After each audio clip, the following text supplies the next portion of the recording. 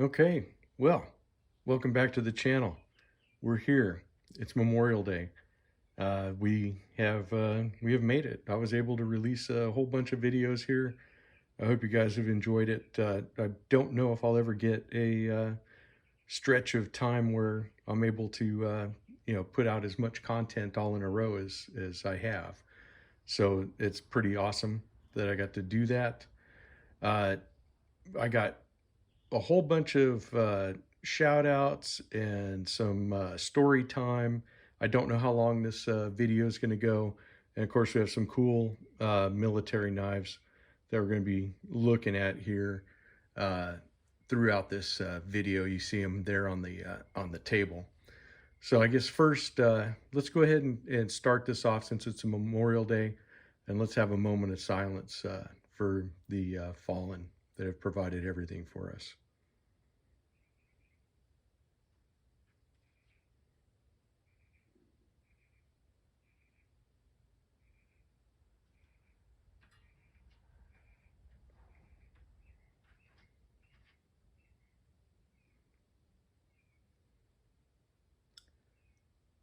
Okay. Thank you for that, everybody. But yeah, I just thought I'd talk about, my military service. We'll call out some military creators and, some stuff that, like I said, a little bit of story time. Let's kind of go over some stuff. If you don't know about Choir Boys Cutlery or Steel Forged in Fire, Swords and Knives, Scab and Joe. They are doing a raffle for veterans, and I left a link in the description. The raffle is running until June the 10th, and they have tons of prizes and stuff that are available. All the money that's there is going to veteran organizations, and they can give you all the details and stuff of how to enter that. And somebody's going to walk away with a whole lot of nice stuff, that's for sure. uh, but then I did kind of want to call out, these are the guys I know that are content creators that are vets, and if I left anybody out, it's because I don't know that you're a veteran, or we haven't discussed it, or I haven't heard it on one of your videos. So I apologize. Any oversights are mine. But definitely some of the guys that are out here making knife videos or in the knife community that are vets. We have Legion Tactical Cutlery, Williams Knife Life, Tobias Gibson, Knife Delights, Tom Ritter, Grumpy Grunt, Big Red EDC, The Last Ranger, and Grateful Panic, and myself. We're all vets, and we're out here doing this knife thing. So it's a lot of fun. I've talked to a lot of you guys in the comments and people that have written to me. In fact, two of these knives here came from Stuart Harvey, who's a veteran of the Canadian Forces, and has, he's always doing stuff with military knives, both U.S. and Commonwealth. So it's kind of cool that he you know keeps up on all that stuff, and he's my military knife expert guy, that's for sure. But I wanted to talk a little bit about my family and where we've served and stuff. My grandfather was in World War II. My dad was in the Marine Corps. Grandpa was in the Army, but my dad was in the Marine Corps. He did not see conflict. I was in the Army. I didn't see conflict. I had two uncles, one that was in the Navy and one that was in the Army, and they both were in Vietnam. Uh, and then I have a cousin that he was in the Marine Corps, and he was in Desert Storm. And then my own son was in the U.S. Navy. So kind of a varied and you know I guess not too different from many other military families and stuff that you end up having a bunch of people that go into different services and serve at different times. That's for sure.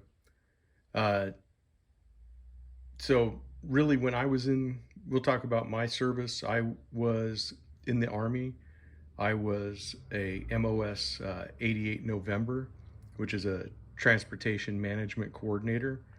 And for anyone that doesn't know what that is, uh, basically, people in that MOS, we plan and coordinate the transportation of people, equipment, vehicles, cargo, anything that has to move by road, by rail, by water, by air. We coordinate all that stuff. So it was a very interesting job.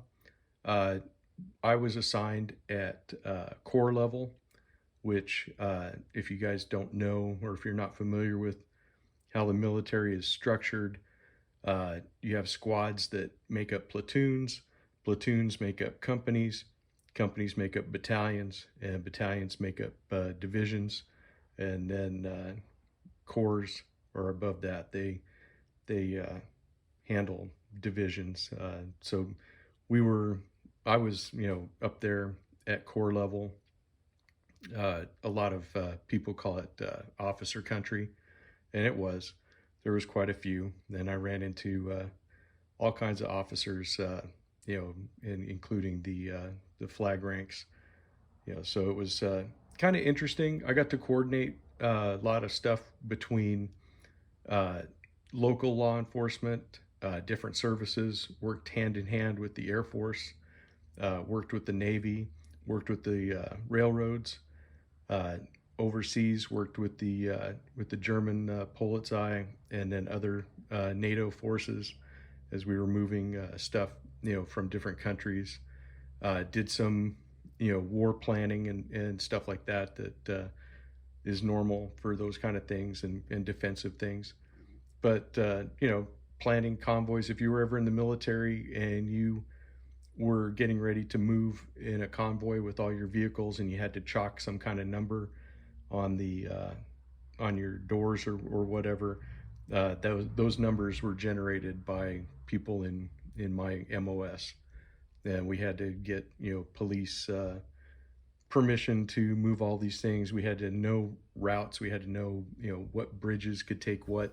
It was kind of cool because you got to work with all of the military equipment, so you really had a good idea of what all was in the inventory. And although I don't remember all the specific things, now because I've been out of it for so long, but we had to know, how much different vehicles weighed, their height, their length, their width, uh, and stuff. And then you had to know how to read bridge markings and stuff to be able to, send them through places that, you weren't going to break a bridge or anything like that. Uh, but it was, quite interesting. Got to do a lot of things. Got to work with a lot of interesting people. So it was kind of fun. It's kind of gives you a big overview of the big army, and then how different elements are going to be moved into certain positions and stuff like that. It's just like I said. For me, I ended up finding it quite interesting. And you might say, how in the world did I end up with an MOS like that? Well, I can blame that on my color vision. Uh, the job I was originally going to go into, you had to have normal color vision, and I don't have normal color vision. I do see colors, but there are some shades of red and some shades of green that in the right or the wrong light don't look just like that to me. So it was one of those things that they were like, well, you can either start all over with your paperwork at the beginning, or you can take one of these. And they had a short list of MOSs, and of all the ones that were on the short list, this one seemed the most interesting to me. So that's what I did. I went to basic at Fort Jackson in South Carolina, took my advanced training at Fort Eustis, Virginia, and from there I went to Fort Hood. And then after Fort Hood, I went to Germany and was there for about 3 years, and then came out, uh, entered the reserves because I wanted to, have some kind of paycheck coming in, and was able to go on some additional exercises with them over to Korea. So I got to see Korea, and I've done exercises in places like Alaska in the wintertime, working with the Canadian forces, and just all kinds of different things. And of course, in Germany, getting to work with different NATO forces and to be in different countries and stuff besides Germany. So a lot of fun. But those days are over. When I was there, uh, there were two knives that I carried all the time, and that would be this little Swiss Army knife. This was my first SD Classic, and I got this one from my dad. He gave it to me, and so this rode in my pocket every single day. I had this one, uh, and then I had bought this lightweight buck at the PX, yeah, the Bucklight, and this is the 420 or 426A. Yeah, I almost said 423, but it's 426A, and it's like a finger groove 110. And this guy's been with me all over the world too. It's been a really good knife, and one that was just a nice knife to have. Here, we'll go ahead and open it up so you can see that really nice buck blade.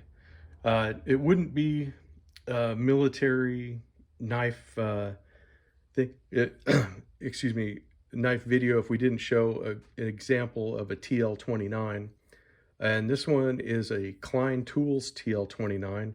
This was actually issued, and this came from Stuart Harvey, and I thank you, Stuart, for this. So it's got the nice spear blade.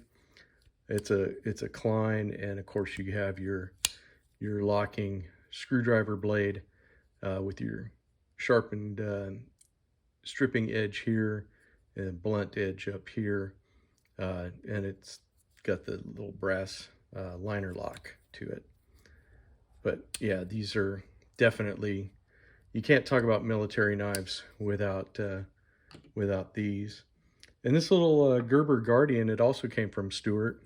And believe it or not, these have a national stock number, and these are approved for NATO. This was not issued, but really kind of a very cool little knife. Here's the number marking on it.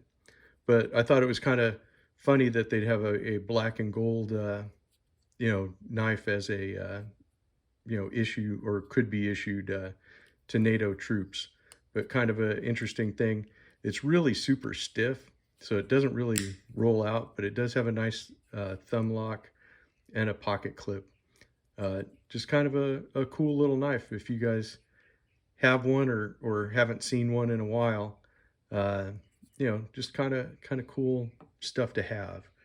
I guess we can go ahead and open up my my little SD.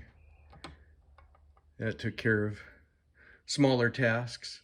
I thought that this one would be kind of a neat one to bring out. This is just a little radio operator's knife, but it just has the screwdriver blade on the knife, and I thought that this would be cool. I was not a radio operator, but I could see it, and this one is a little lockback.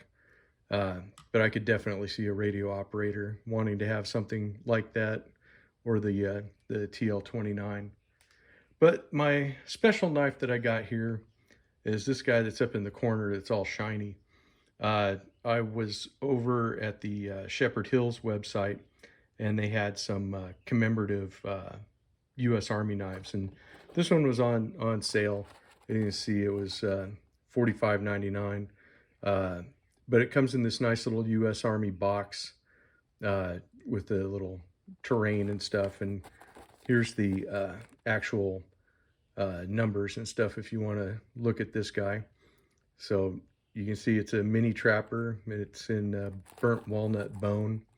And this talks about stuff for the Army. If they are using the license and all this other stuff, it all goes to the U.S. Army morale, welfare, and recreation programs, which those are really important when you're in the service, because when you're far from home and stuff, at least you do have things to do and things that keep your mind off of all that kind of stuff. You know, that you can have some fun and everything. But let's take a nice close look at this knife here.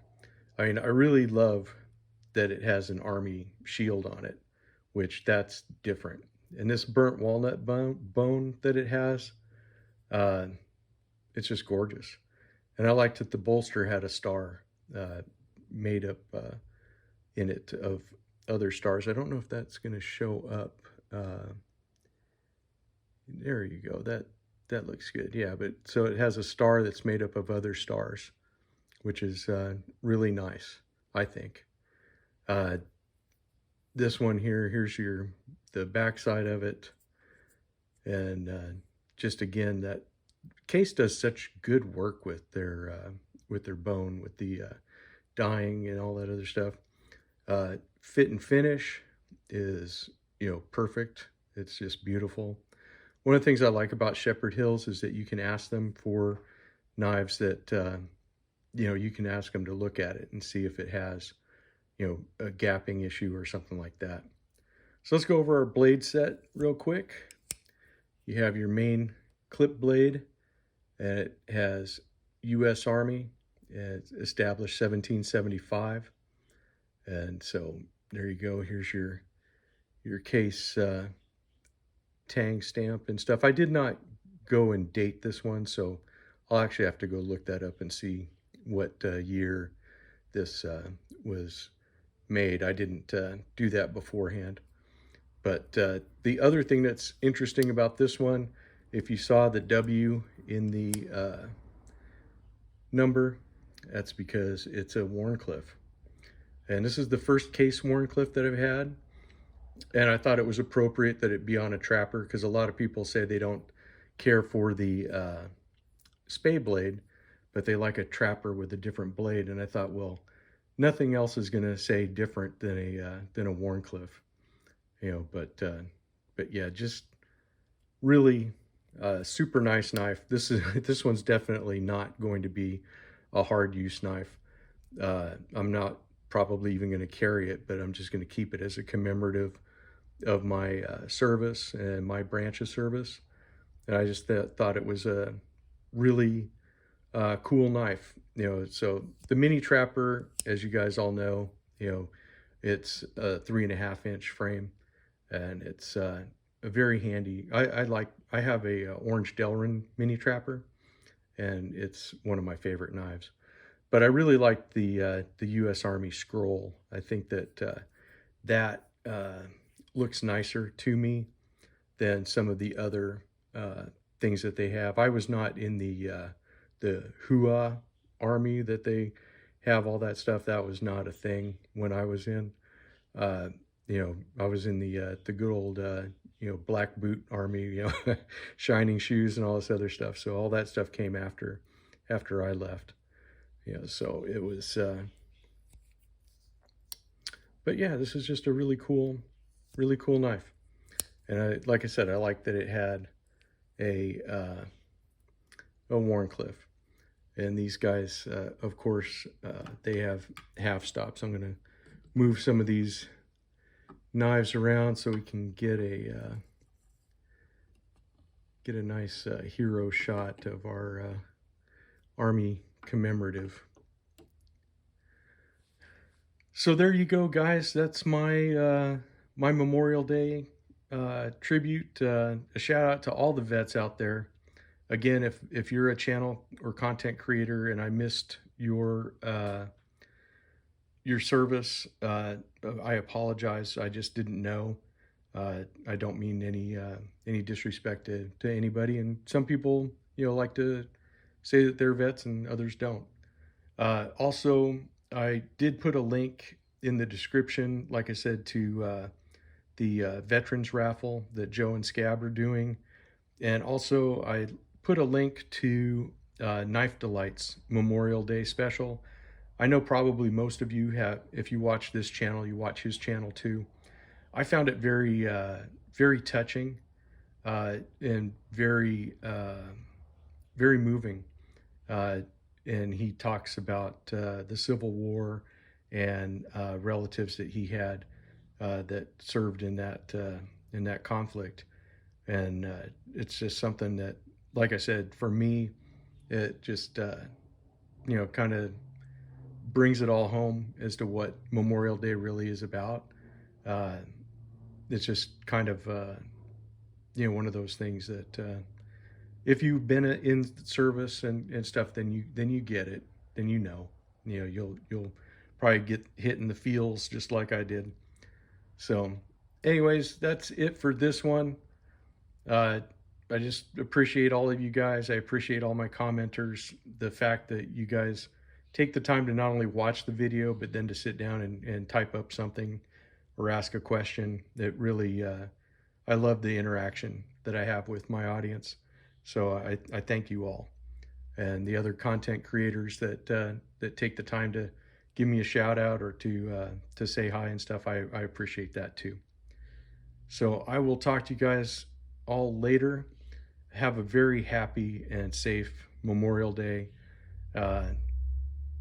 Please, remember what the day is about, and then if you have any living vets in your family, get those stories from them. Find out what they did and what kind of things they saw, and just like me, I was never in combat or anything like that, but I have some experiences and that I never would have had if I would have just stayed, being a civilian and getting to do things and go places I never would have gone.